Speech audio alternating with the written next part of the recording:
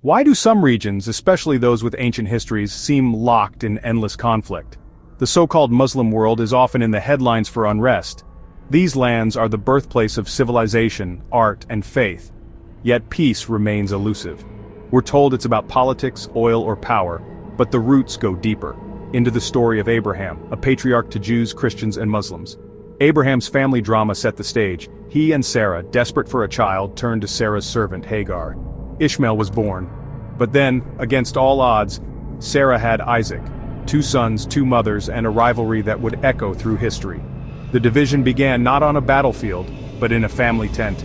Ishmael, the firstborn, was loved but not the child of the promise.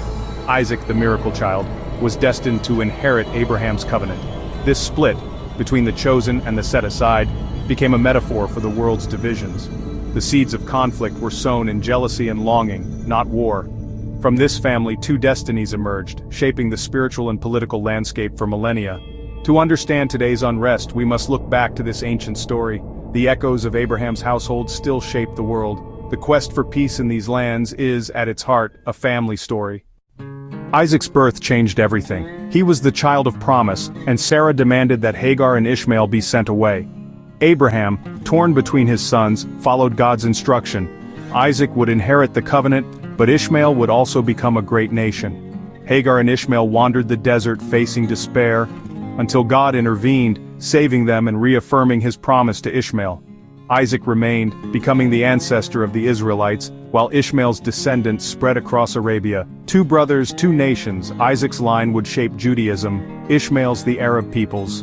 Both were blessed, but their paths diverged. The story is not just about inheritance, but about identity and destiny. Isaac's descendants would build kingdoms and temples. Ishmael's would roam the deserts, forming tribes. The split was permanent, setting the stage for centuries of rivalry and misunderstanding. These 2 destinies, covenant and nation, would define the spiritual map of the Middle East.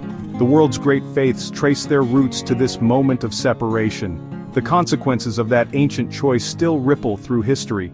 The family's pain became the world's conflict. Understanding this split is key to understanding today's divisions. The destinies of Isaac and Ishmael continue to shape our world.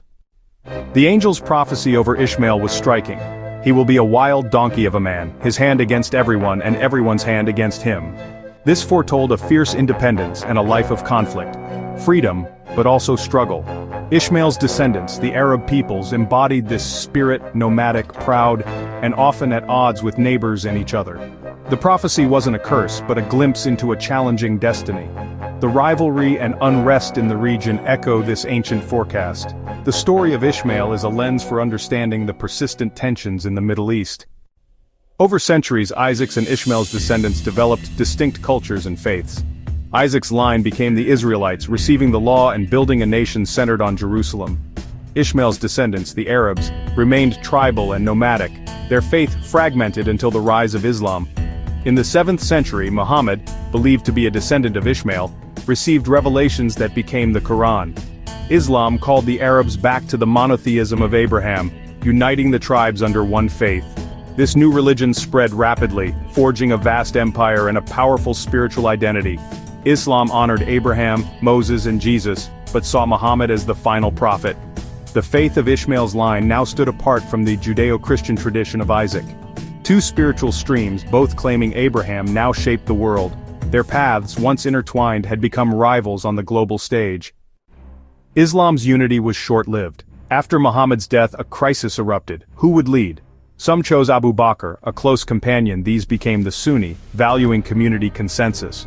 Others insisted leadership belonged to Ali, Muhammad's cousin and son-in-law. These became the Shia, believing in a divinely appointed bloodline. This split, over succession, became a deep and lasting wound. Today, Sunni and Shia divisions fuel conflicts from Iraq to Yemen, shaping alliances and rivalries. The schism is more than politics, it's a continuation of ancient family feuds. The prophecy of living in hostility among brothers plays out in sectarian strife. The Sunni-Shia divide remains a major obstacle to peace in the Muslim world. What began as a question of leadership became a centuries-old struggle. The echoes of that first split still reverberate across nations. The unrest in the Muslim world is more than modern politics, it's the legacy of ancient family divisions. The prophecy over Ishmael, the split from Isaac, and the rise of Islam all shape today's conflicts. Yet even in lands marked by struggle, stories of hope emerge. Many seek peace beyond politics, some through faith, some through personal encounters with Jesus, or Isa. These stories show the human longing for reconciliation and inner peace. The ancient wall of hostility can be broken. The Bible speaks of a peace that unites, not divides. True peace transcends history and politics. It's a spiritual journey open to all. The hope for a reconciled family remains, for every descendant of Abraham. In the end, the promise of peace is for all who seek it, no matter their lineage.